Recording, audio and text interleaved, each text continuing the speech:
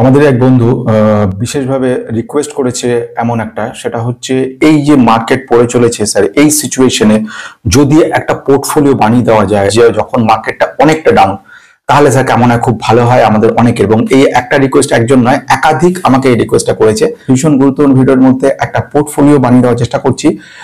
সবকিছু বলার আগে ফার্স্ট ডিসক্লেমার দেওয়া দরকার, this video is only for education purpose. আমি এখানে যেসব স্টকগুলো বলছি সেগুলো একটা সময় রিটার্ন দিয়েছে প্রচুর, ভবিষ্যতে ভালো রিটার্ন দিতে পারে, কিন্তু অতীতে রিটার্ন ভালো থাকছে মানে ভবিষ্যতে রিটার্ন দারুণ দেবে এমন কোনো ঘটনা নেই। দ্বিতীয় ঘটনা হচ্ছে, যখন নিজে স্টকে ইনভেস্ট করবে অলওয়েজ নিজে একবার রিসার্চ করে দেখে তবেই কিন্তু ইনভেস্ট করবে। কোনো মতে চোখ বুঝে কোনো ইনভেস্টমেন্ট নয়, বোঝা গেছে? এটা জাস্ট একটা স্যাম্পল দেখানো যে এরকম হতে পারে। আসা যাক সবকিছুর আগে প্রথম সিচুয়েশন, প্রথম ছিল আমরা দেখেছিলাম 26,000-এ মার্কেট, তখন ছিল সবচেয়ে মানে সুখের সময়, সবচেয়ে আনন্দের সময়। সে সময় তো সমস্ত ইনভেস্টমেন্ট হতো এবং ইনভেস্টমেন্ট করে মানুষ দেখতো রিটার্নের পর রিটার্ন দারুণ সুন্দর। আস্তে আস্তে সেটা চলে এলো, আমাদের দেখতে পারলাম 25,200-তে। এই 25,200-কে যখন ভেঙে নিচে পড়লো, তারপরে হলো 24,500-তে।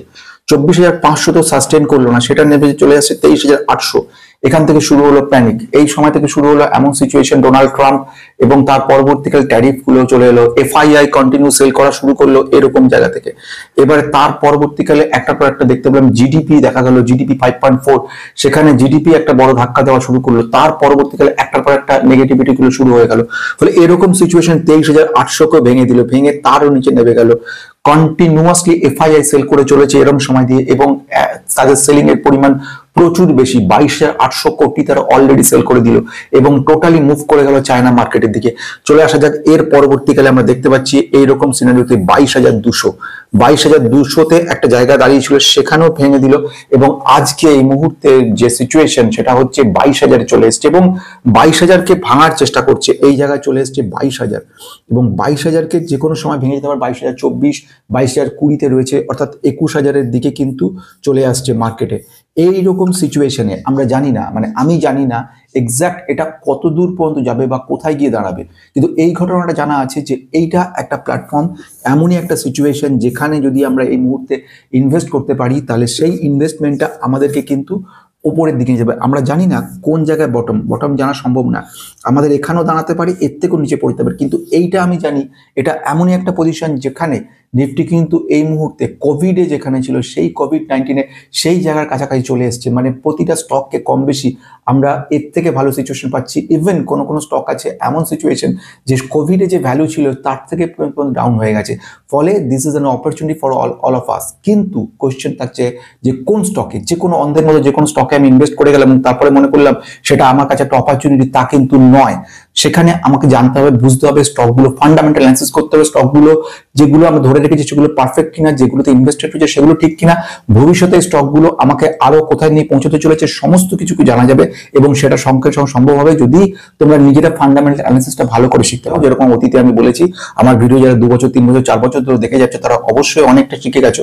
যারা নতুন রয়েছে বা এখনো শেখোনি, আমি এইসব ভিডিওগুলো মেম্বারশিপ নিয়ে দেখার জন্য ব্যবস্থা করেছিলাম।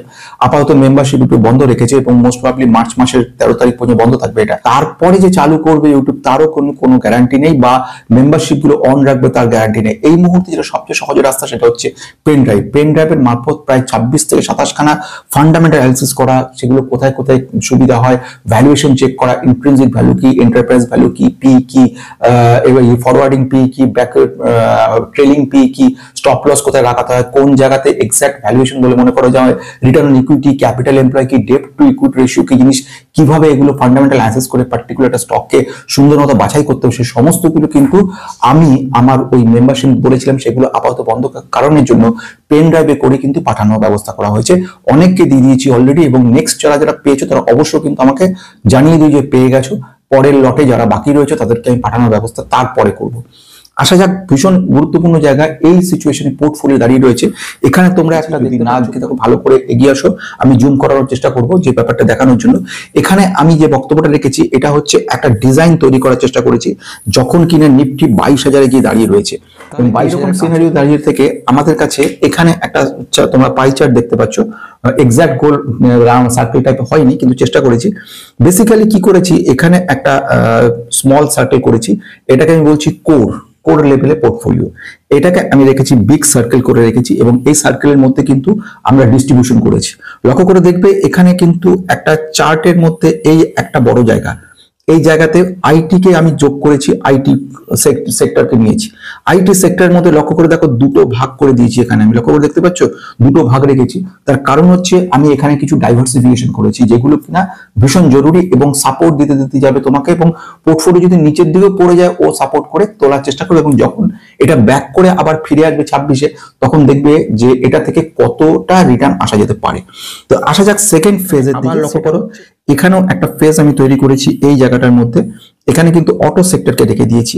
অটো সেক্টরের মধ্যে কোরের এই পার্টের মধ্যে দুটো ভাগকে লিখেছি, একটাকে হচ্ছে লার্জ ক্যাপ, একটাকে রেখেছি স্মল ক্যাপ। সেম ওয়েতে ফাইন্যান্সের আমি স্টক সেক্টরটাকে নিয়েছি, সেখানেও ভাগ করে নিয়েছি। কোর লেভেলে একটা কাজ করছে, বাকিটা ফাইন্যান্সের। রেল সেক্টরকে নিয়েছি, নিয়ে একটা কাজ করেছি এবং এফএম সেক্টরকে নিয়ে কাজ করেছি। বোঝা গেল এটা। এইবারে আমাদের যে কাজটা হবে সেটা হচ্ছে এই 5টা সেক্টরের কনসেন্ট্রেট। আমি বলতেই পারো স্যার অন্যান্য সেক্টর তো হচ্ছে কেমিক্যাল সেক্টর কোথায়, ডিফেন্স সেক্টর কোথায়, কিন্তু এই মুহূর্তে আমি কনসেন্ট্রেট করছি, আমরা কনসেন্ট্রেট করছি 5টা সেক্টরের দিকে, যে সেক্টরগুলো অবধারিতভাবেই কিন্তু একটা পজিটিভ রিটার্ন ভবিষ্যতে দিতে পারে। আসা যাক খুব গুরুত্বপূর্ণ পয়েন্টের দিকে, অটো সেক্টর। ফার্স্টে অটো সেক্টরের মধ্যে আলোচনা করব যে কোম্পানিটাকে আমি মনে করে নিচ্ছি এই মুহূর্তে ফ্যান্টাস্টিক কোম্পানি, কোম্পানিগুলো যথেষ্ট কারেক্টেড হয়েছে এবং fundamentally heavy strong company. Company first কোম্পানির নাম হচ্ছে মাহিন্দ্রা অ্যান্ড মাহিন্দ্রা। মাহিন্দ্রা অ্যান্ড মাহিন্দ্রা কি খুব বেশি পড়েনি, অ্যাপ্রক্সিমেট 16% মতো মাত্র পড়েছে এবং পড়ার কোনো জায়গায় রাখেনি। 450% মতো রিটার্ন দিয়েছে 5 বছরে। 450টা বড় ফ্যাক্টর না, ফ্যাক্টরটা হচ্ছে বিজনেস গ্রোথটা। অতীতে কোনো রিটার্ন দেয়নি এমনও কোনো স্টক থাকতে পারে যে স্টকটা ভবিষ্যতে কি বিশাল রিটার্ন দিতে পারে, এবং সেটার সম্ভাবনাও রয়েছে যদি ফান্ডামেন্টালটা ভালো করে জেনে থাকো। আসা যাক ইম্পর্টেন্ট পয়েন্ট দিয়ে কেন মাহিন্দ্রা মাহিন্দ্রা বলছি। মাহিন্দ্রা মাহিন্দ্রা একদিকে ইভি সেক্টর হিসেবে কাজ করছে, আরেকদিকে তারা অটো যে সেক্টর গুলো টোটাল, যেটাকে পায়োনিয়ার সেক্টর, যে সেক্টর এত বছর কাজ করছে পেট্রোল এবং ডিজেলে যে ইঞ্জিন গুলো চলছে সেই ইঞ্জিনের কাজ করছে, হেভি ডিউটি রয়েছে। এবং সবচেয়ে বড় কথা এদের মাহিন্দ্রা মাহিন্দ্রা সারা বিশ্বে যেসব জায়গায় পাঠানো হয়েছে সেখানে প্রচুর ভাবে টেস্ট করেছে ওরা। এরা তো টেস্ট করেই সেখানে, এবং সেখানে যখন পরবর্তীকালে কর্ণধার আমাদের জানায় যে আমি জানতাম না যে আমাদের এই পার্টিকুলার প্রোডাক্ট গুলোকে ওরা মোর টাফ লেভেলে টেস্ট করেছে এবং প্রতিটা টেস্টে সাকসেসফুল হয়েছে। একবারে হার্ড লেভেলে যে সমস্ত রাস্তা, যেসব পাহাড়ের ওপরে নিয়ে যাওয়া বা এরকম রাস্তাগুলোর মধ্যে টেস্ট করে করে দেখেছে কি ধরনের গ্রিপ রয়েছে, ইঞ্জিন কত রয়েছে, কত হর্স পাওয়ার, কতটা পাওয়ারফুল রয়েছে, কত সেকেন্ডের মধ্যে ফুল স্পিডে যাচ্ছে, কোন কোন বাধার সম্মুখীন হচ্ছে, এবং সেফটি মেজারমেন্ট বড় বড় ধাক্কা লাগিয়ে দেখছে যার ইঞ্জিন ক্যাপাবিলিটি কতটা রয়েছে, তার মেটাল বডি ক্যাপাবিলিটি কত রয়েছে, সেইগুলো প্রত্যেকটা সাকসেসফুলি কিন্তু কাজ করেছে। ফলে মাহিন্দ্রা মাহিন্দ্রা একদিকে ভালো, ওটা গেল একদিকে। Second one fundamental large cap কোম্পানিটা কিন্তু return on equity, return capital employed যেগুলো ভীষণ প্রয়োজনীয় সেগুলো প্রত্যেকটাই কিন্তু সঠিক জায়গা রয়েছে, এবং ডেট টু ইকুইটি রেশিও কিন্তু আন্ডার কন্ট্রোল, বিশাল এক্সিট বেশি পরিমাণ নয়। টাটা মোটরসের যে পরিমাণ তার তুলনায় কিন্তু কম রয়েছে মাহিন্দ্রা। প্লাস এদের এক্সপোজারটা কিন্তু বেটার রয়েছে। আমি বলছি টাটা মোটরস কারা, Tata Motors, Ashok Leyland, TVS motor প্রত্যেকটা ভালো, কিন্তু এটাকে আমি মনে করে নিচ্ছি নিজস্ব ব্যক্তিগত মতামত অনুযায়ী আমার কাছে মাহিন্দ্রা মাহিন্দ্রা বেটার লেগেছে। সেকেন্ড আমি একটা জায়গায় রেখেছি, সেকেন্ডটা দেখতে পাচ্ছ এখানে আমি একটা অটো অ্যান্সিলিয়ার প্রোডাক্টকে রাখতে চলেছি কম স্টককে, সেটা হচ্ছে সোনা বিএলডব্লিউ প্রিসিশন। এই যে সোনা বিএলডব্লিউ কে রেখেছি, এছাড়া কিন্তু গ্যাব্রিয়েলও ভালো রয়েছে, সোনা বিএলডব্লিউ সাথে ইউনো মিন্ডা ভালো রয়েছে। কিন্তু এই মুহূর্তে সোনা বিএলডব্লিউ না রাখার যে প্রধান কারণ হচ্ছে অটো এনসিলিয়ারি প্রোডাক্ট গুলোর প্রচুর ডিমান্ড, ইন্টারন্যাশনাল ডিমান্ড রয়েছে। নট অনলি দ্যাট, 35% বেশি কিন্তু কারেক্ট হয়েছে স্টকটা, এটাও কিন্তু একটা বড় ব্যাপার। 35% বেশি কারেক্ট হয়েছে, এবং যদি লং রান দেখো তেমন রিটার্ন দেয়নি কোম্পানিটা, অথচ কোম্পানির বিজনেস খুব ভালো রয়েছে। ফিউচারে একটা যদিও রিস্কি কোম্পানি, মিড লেভেলের কোম্পানি, কিন্তু রিস্ক প্রচুর রয়েছে, তা সত্ত্বেও কোম্পানিটা কিন্তু আমার মনে হয়েছে নিজস্ব ব্যক্তিগত মতামত ফান্ডামেন্টাল তুলনামূলকভাবে বেটার লেগেছে, এবং আমি মনে করেছি কোম্পানিটা ভবিষ্যতে ভালো করতে পারে। নেক্সট আমি চলে আসবো পরের পার্টের দিকে। সেই পার্টের দিকে আসার আগে এই যে ভ্যালুগুলো আমি বলে যাচ্ছি সেই সমস্ত ভ্যালু কিন্তু আজকের ভ্যালু কোনটা বলতে পারছি না, কিন্তু এই তাই যে কারণের জন্য যে এক্সাক্ট কত অ্যামাউন্ট তুমি লাগাবে, তুমি ইচ্ছা করলে 1 লক্ষ টাকা দিতে লাগাতে পারো, তুমি 50,000 লাগাতে পারো, তুমি 10,000 লাগাতে পারো, তুমি তোমার মতো। যদি তুমি 10,000 লাগাও তাহলে এখান থেকে সবগুলো স্টক হয়তো একটার বেশি কিনতে পারবে না, কিন্তু 1 লক্ষ যদি হয় সেক্ষেত্রে হয়তো 4-5টা করে তুমি কিনতে পারবে।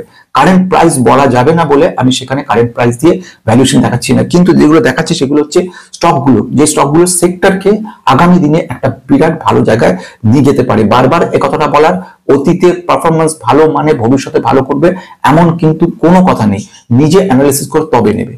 আসা যাক সেকেন্ড সেক্টরের কথা নিয়ে। এফএম সেক্টর ব্যাপারে ফাস্ট মুভিং কনজিউমার গুডস, অর্থাৎ সবসময় এই পার্টিকুলার 300 বছরে 365 দিনে কিন্তু এই প্রোডাক্ট গুলো লাগে, যেরকম সাবান লাগে, শ্যাম্পু লাগে, খাবারের বস্তু লাগে, যেরকম কেক, প্যাস্ট্রি, বিস্কুট, দুনিয়ার সমস্ত কিছু কিন্তু লাগছে। ফলে এফএম সেক্টর কিন্তু একটা ফ্যান্টাস্টিক জায়গা নিয়ে আছে।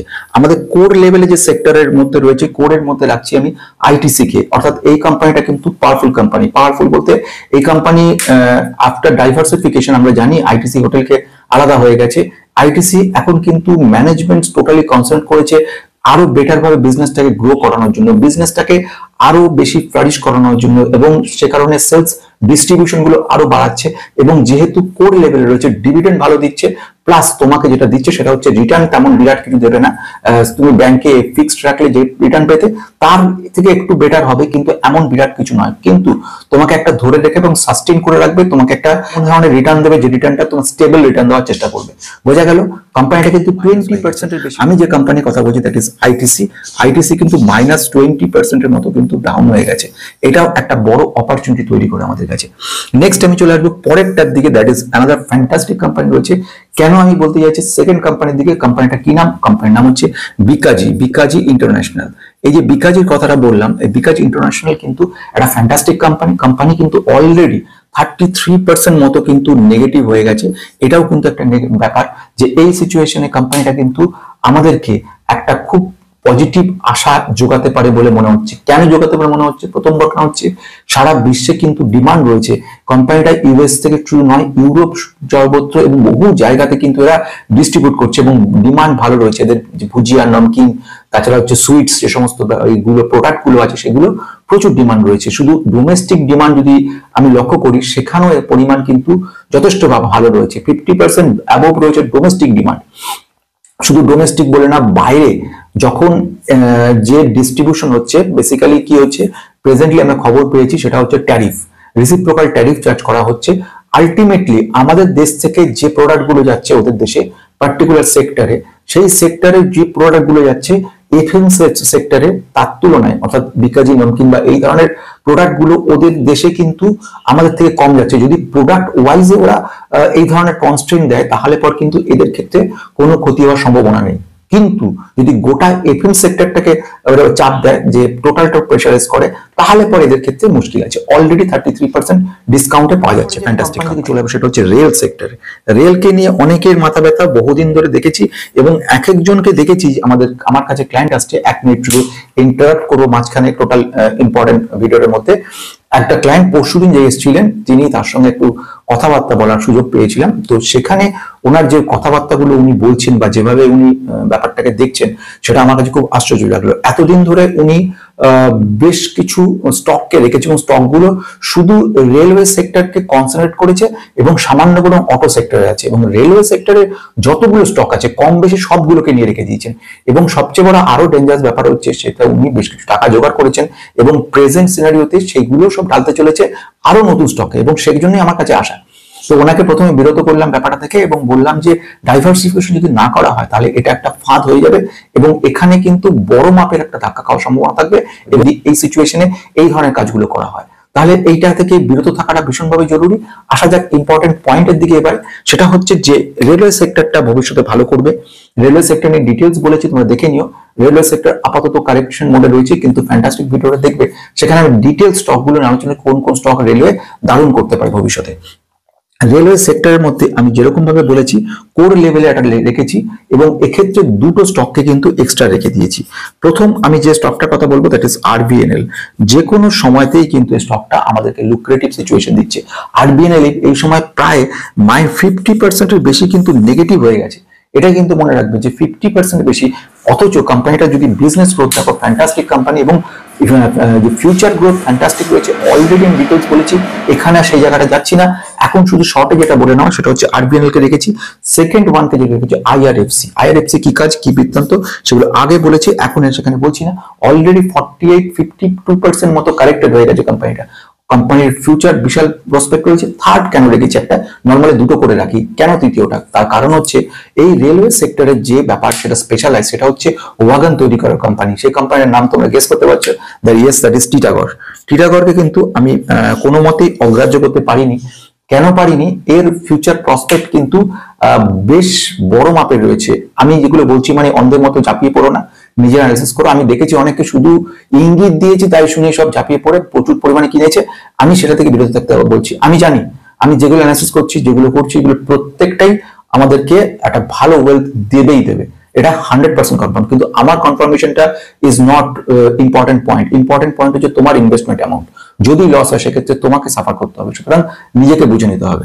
তো বোঝা গেল এটা টিটাগড়ের সেক্ষেত্রেও একটা পজিটিভ রয়েছে।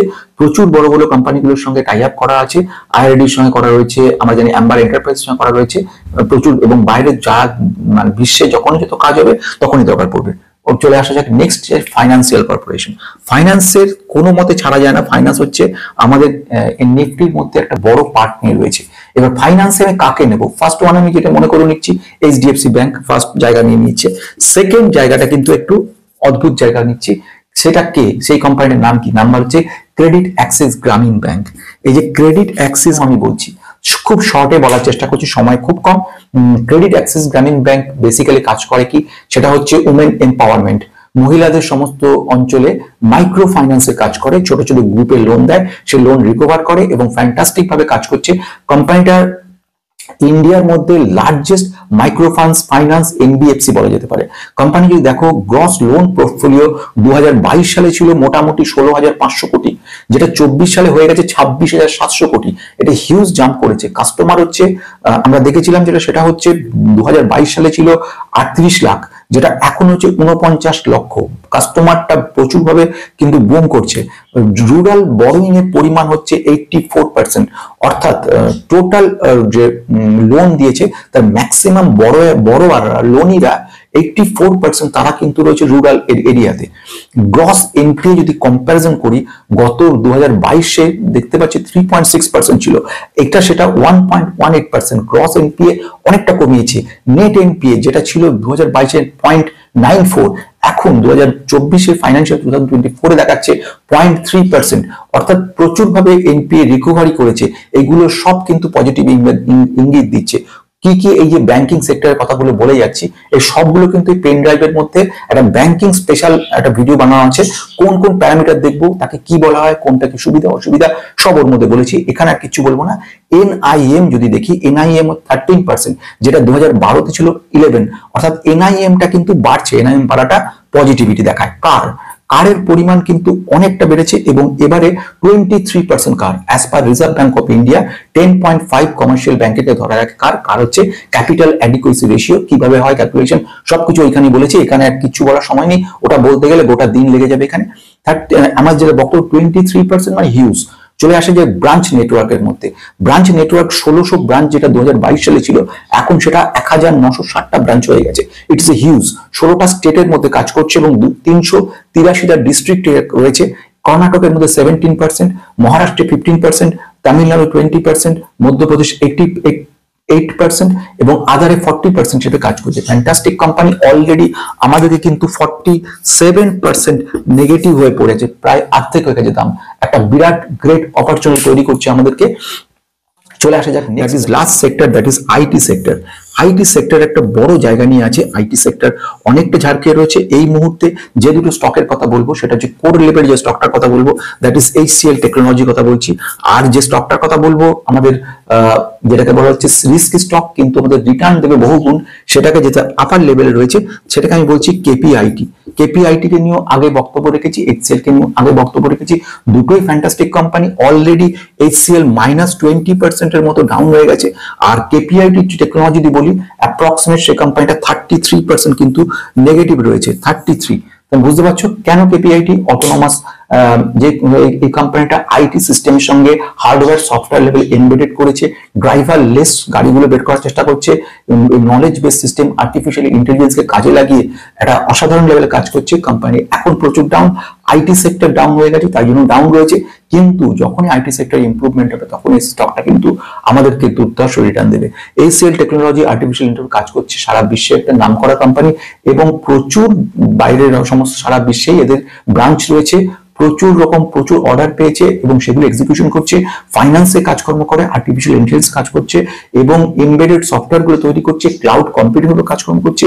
প্রচুর বড় অর্ডার সমস্ত এসছে এবং সেগুলো আলটিমেটলি এক্সিকিউশনের পথে। আজকে এই ইন্টারেস্টিং ভিডিওর মধ্যে আমরা টোটালি 5টা সেক্টরকে দেখে নিলাম। এই সেক্টরগুলো আগামী দিনে আমাদেরকে কিন্তু একটা দারুণ রিটার্ন দিতে পারে। এই সেক্টর মানে এই স্টক আর এই স্টক মানে এইগুলো নিতে হবে এমন কোনো মানে নেই। পাস্টের যে সময় রিটার্ন মানে ফিউচার রিটার্ন দেবে এমন কোনো মানে নেই। তোমরা ইচ্ছা করলে এই সেক্টরগুলো থেকে অন্য কোনো স্টককে বাঁচতে পারো এবং সেটা স্টকগুলো একটু অ্যানালাইসিস করে নিজেরা নিতে পারো। কিন্তু এই স্টকগুলো আমার মতে, আমার নিজস্ব ব্যক্তিগত মতামত, তোমরা অনেকে রিকোয়েস্ট করেছো বলে আজকের ভিডিওটা করলাম। নমস্কার।